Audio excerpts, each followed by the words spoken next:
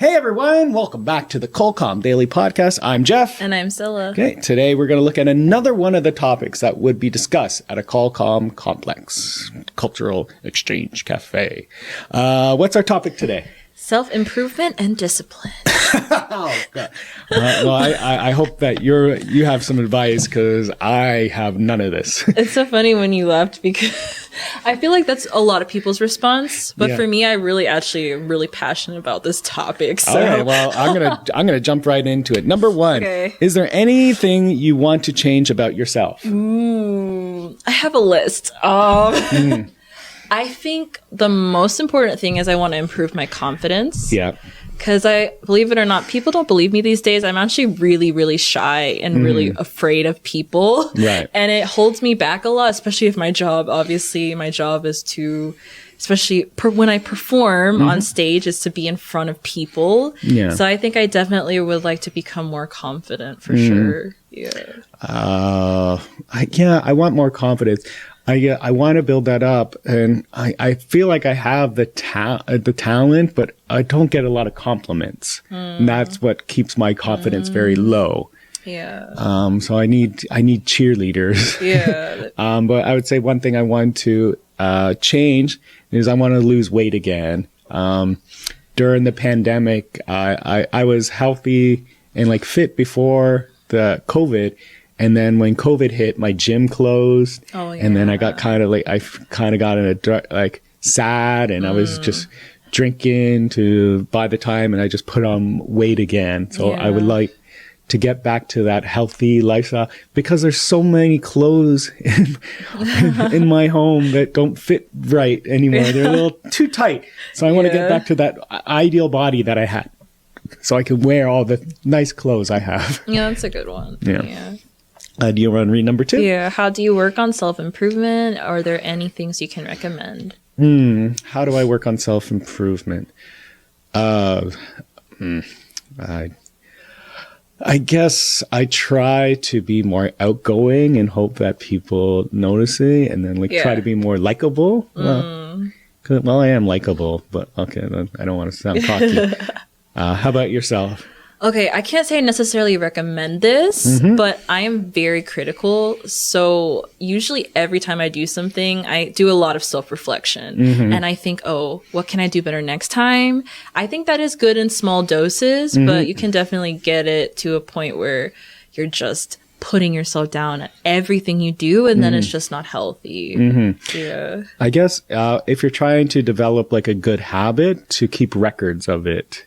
So if for me, I want to lose weight, what helps me is every week just putting down my current body weight and then seeing the progress. I'm going, okay, I'm on the right path. Yeah. Having a record, keeping a receipt of all of the good things that you do. Yeah. Actually, there is one good tip that I heard from somebody else, and it was instead of thinking about what you need to change or what you need to do, think about how you want to feel. Okay. So for example, if you want to make a change because you think it's going to make you happier, more confident, focus on, I want to be happy instead of, I want to lose 10 pounds or something very specific. Okay. Yeah. Well, I want a chicken burger. It's not going to make me. No. It's going to make me happy. Yeah. But it's also going to make me fat. Can you read number 3? Yeah. What makes you discouraged when you improve yourself? Right? Makes you discouraged when you improve yourself? Or trying to? What might when you're trying to? I guess when you're trying to improve yourself, what things can hold you back? Okay. Yeah. So when I'm trying to be more healthy, when I'm trying to get fit, something that can discourage me is when comparing. I always compare myself to other people, which is the worst thing you should ever do is comparing yourself to someone else because maybe that person's at a different point. Yeah. And so when you're trying to achieve a goal and then you say, and that goal is going similar to someone else and you realize that you're not there yet, that can discourage you. So just like you said, just actually self-reflect. Don't actually make your goal. Like you said, just picture in your mind what you want and not what you want to do. Yeah, I can relate to that too, definitely. I have that habit as well, kind of comparing my progress to somebody else's progress. Right, yeah. And then I also think I'm a results person. Oh. Very visual. So Okay. if I can't see right away that I have something to show other people, hey, I've changed or I've gotten better, then I feel like, oh, I'm not doing anything. Right. Yeah. When in reality, it's a process. And like you said, everybody's journey is different. Yeah. So it's not going to happen right away or in the same way as somebody else. Yeah. Also, like as an entertainer, like looking at other people's social media, I realized that like I was comparing myself to these people and like being jealous of them, but they half the time they were lying. It's just like artificial.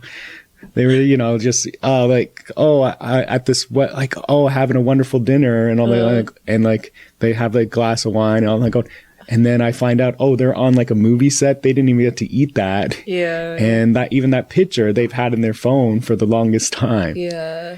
A lot of people just are pretending to be, you know, better in life, and that's what killed me because I was trying to compare my progress to theirs, and they were out lying. Yeah, that's a big thing for me these days too, especially with social media. Is I'm always thinking, like, oh, look at what they're doing. I want to do that too, you know. And it's hard, especially when they're doing something you really want. Yeah, you know. Yeah, for sure. Number 4. Do you like to make plans in detail or do you prefer not to? I'm a little bit of both, I want to say. I used to be very, very spontaneous. Yeah.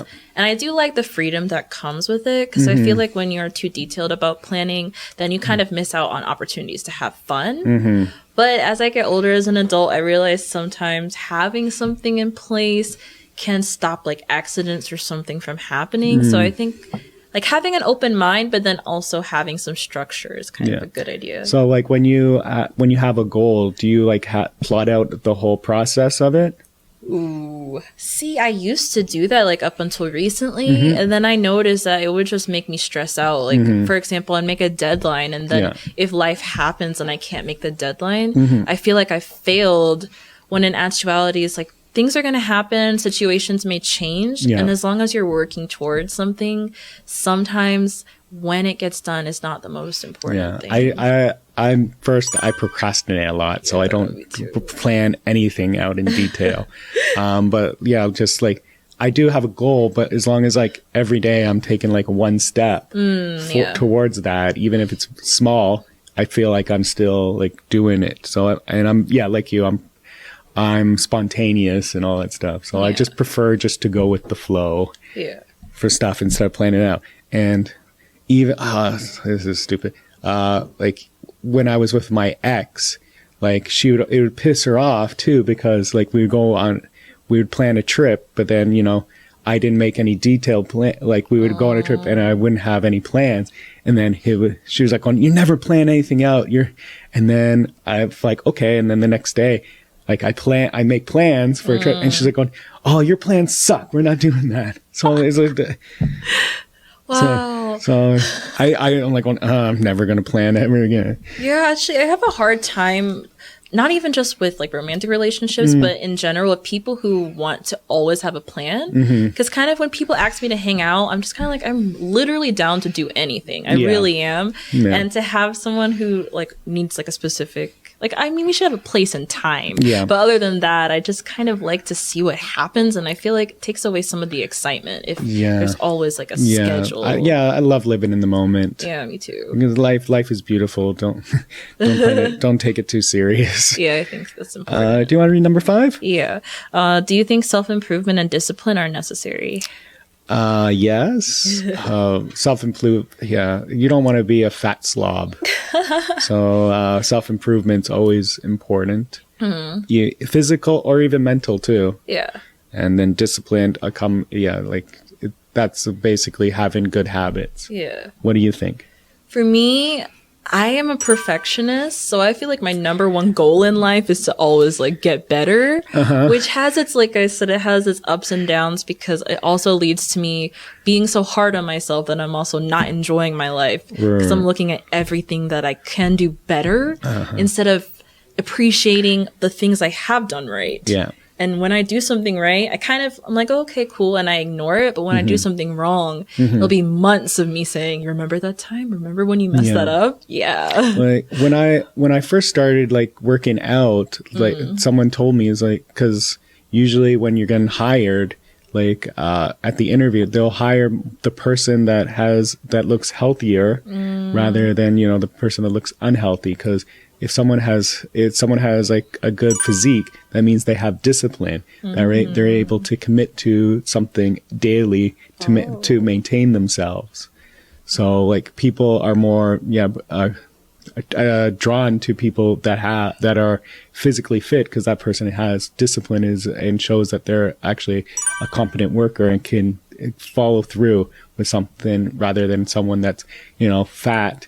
And that person then has poor discipline because they don't take care of their body, they don't eat right, and it also like they don't care about like actually like improving their life. So how can they care about improving as a worker too? Oh wow, I've never heard that before. That's really interesting. Yeah. People think that way too. It's probably like just like in the back of their heads. You know, people just by judging like by looks and all that stuff. Yeah, for sure. Yeah. Number 7. 6. Right? Oh, 6. Oh yeah. What are the things you want to improve but you never did? Ooh, go back to the list. I'll start. Well, I want to improve my Korean, and but it's always every day. I feel that it's getting weaker and weaker. I need to get back into that habit of improving it. Yeah.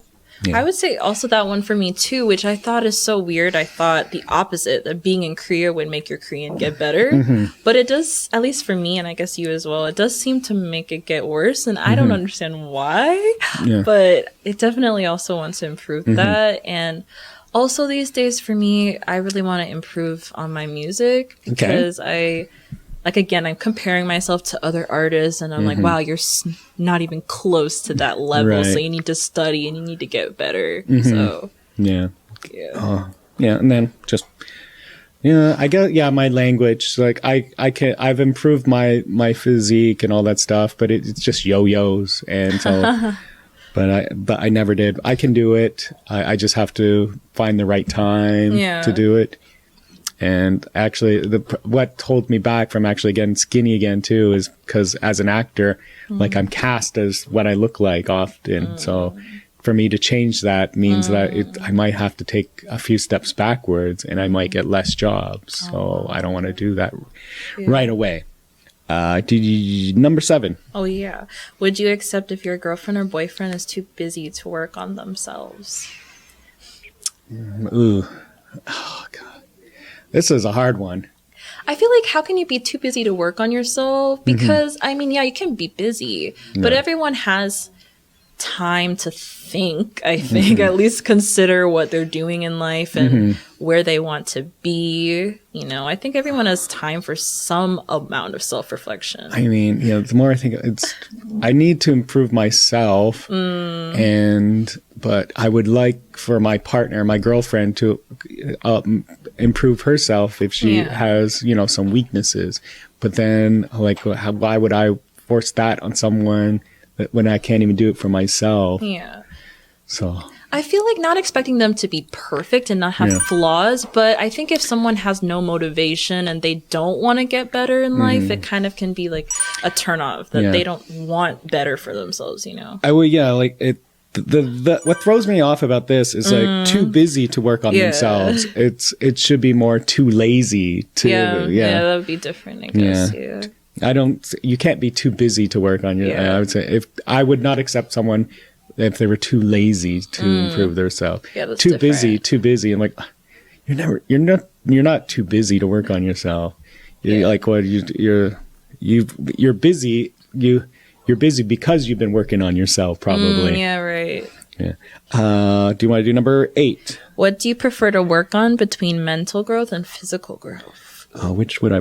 Mental growth. I think I'm weaker mentally than I am physically. Yeah, I would say mental as well. Because actually mental can affect everything, you know, like if you're in a good mindset, then you might even want to work out more or something like that. Versus if you don't feel good about yourself, it can really affect everything in your life. Yeah. It's mental. Yeah. I could physically, it's just involves me just going to the grocery store, getting healthier foods. And that's just a quick snap. I could change on very quickly, but mentally, I need a lot of development. Yeah, that takes time. Yeah. Number 8, right? Oh, no, number 9. Yeah. What is your biggest goal in your life, and what do you do to achieve it? Ooh. Okay. My goal right now is I want to be like a comedic actor. I want to be a stand-up comic. So every week, like I'm actually, because people aren't doing it, so I want to improve. So I'm actually organizing and hosting shows so I can become a stronger comic. Yeah. And right now, even that's a little frustrating too, because, you know, I'm the producer and the host, but and I kind of just want to be actually more of the talent. Right. I want to be doing I just want to be doing like 10 minutes of like good jokes instead of having to be the person that organizes it and brings up the people. Yeah. So, but I'm doing the work in now too. Then like I'm trying even like to network with people. And this is also why I want to improve my Korean, because I even want to give it Korean stand-up a shot. Yeah, that'd be cool. Yeah. Yeah, so I'm right now at the networking phase and trying to meet people to try to grow and achieve that. Yeah. And then once I feel, because there's the glass ceiling in Korea as an entertainer. Yeah. Once I've hit that ceiling, that's when I want to take the jump and go into the States and try it there. Okay. Now that I've given you time to think about it. How about you?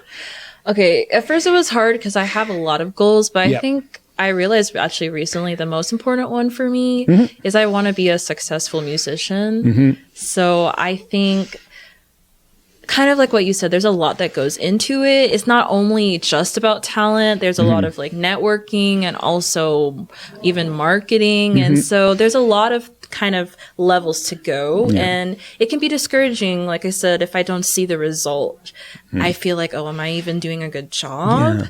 So I think for me, I just have to keep doing it and be in the mindset of, okay, I'm going to try to do better and better each time, and eventually if I keep working hard that I will get to where I want to be. It's hard being an entertainer because you don't see it, like you're going through the process, but like what you achieve, your achievements are not tangible. You don't really see it physically in the world. Yeah. You just see maybe someone smiles and go, good job. Yeah. But, you know, like if you're working in a job, like going, good job. Here, like you did great. Here's a bonus. Here's money, extra money. Yeah. Yeah. Number 10. Do you get motivated more by money or fame or any other? I feel like they go hand in hand. Because for me, I mean, to have a certain level of fame is necessary to make a certain amount of money. And we need money to survive. And I chose to be an artist because I decided I don't want money to make my life decisions. Yeah. So although money is not the most important thing to me, I do have that in the back of my mind kind of haunting me every day. Yeah. So I feel like if by fame you mean kind of success, I think that is more towards something I'm motivated to. Right. But also I am kind of afraid of fame because I feel like there's a lot that comes with it that people don't think about. It's actually really difficult to navigate. Yeah. What am I guess I'm more motivated personally by fame, like popularity rather than money. Yeah. I want people to recognize me, and it doesn't matter how much money is in my bank account, honestly. But also another thing, like I guess too, like I want to be motivated, like I want to become popular. I want girls to notice me too. So that for like musicians or athletes too. Like they have the money, they have the fame, but then, you know, like the male athletes, they're also like going, oh, they're like all these beautiful Instagram models also want to meet me too. So people too. And like, so I want to meet lots of girls. Actually, for me, I really want a chance also to connect with people, you know? So I think the really cool thing about fame is that it gives you power. People can choose how they use it. And for me, I really want to use that power to help other people and to do things otherwise I wouldn't have any influence to do. So I think that's also something that's really important for me. And not actually what I like being an entertainer, what motivates me is the more I go out there and I get more opportunities, I get these unique experiences. So I'm motivated too by trying to being offered new, interesting experiences. Yeah. That I could talk, like, cause when I meet people, I could tell them all the stories, or when they see me, like, going, whoa, I saw you do this. You were in Carter, and you were all, I'm like, yeah, I was. Yeah, like and you did this amazing thing. Like when I wish I could have done that. I'm like going, well, you're not me. Yeah, there is. I think those rare moments that I feel I'm always longing for when you do make a connection with someone and they see something you've done and they do feel moved by it. And maybe in even in ways you didn't even think of, someone can give you a compliment and be like, I saw what you did and it resonated with me. And that's so rewarding to know that you can touch someone. We're going a little late. Okay, let's go to number 11. Okay, because normally there's only 10 questions. Have you experienced a quarter life crisis? How did you come over it? So, yes, I did. Well, I think I've had two when I was in my early 20s and I decided I didn't want to, work in a bank. And so I started, then that caused me to come to Korea. So that was like, okay, I had that crisis. And then when I came, then I was like an English teacher for 10 years. And I'm like, well, there's no happy ending to being an English teacher. So now, like I said, I want to be an entertainer. That was always my hobby, my passion when I was in my 20s. I want to get back to that. So that's that's my 2 quarter life crises. I feel like I'm definitely in my quarter life crisis because there's also a false expectation that by the time you're 25, you're going to be married, you're going to have kids, you're going to have your career. That's not how it is. That's not maybe 100 years ago. Yeah. So I definitely feel the pressure of like, hey, I should be like getting to the point where I'm secure in my life and I'm doing what I want to do, but it's definitely not that easy. Yeah. So just confidence got me over it. Let's just wrap it up here. Okay. So that's our questions about self-improvement and discipline. I hope you enjoyed it. If you have further questions about Qualcomm, you can visit them on their website at qualcomm.co.kr. I've been Jeff. And I'm Scylla. Bye-bye. Bye.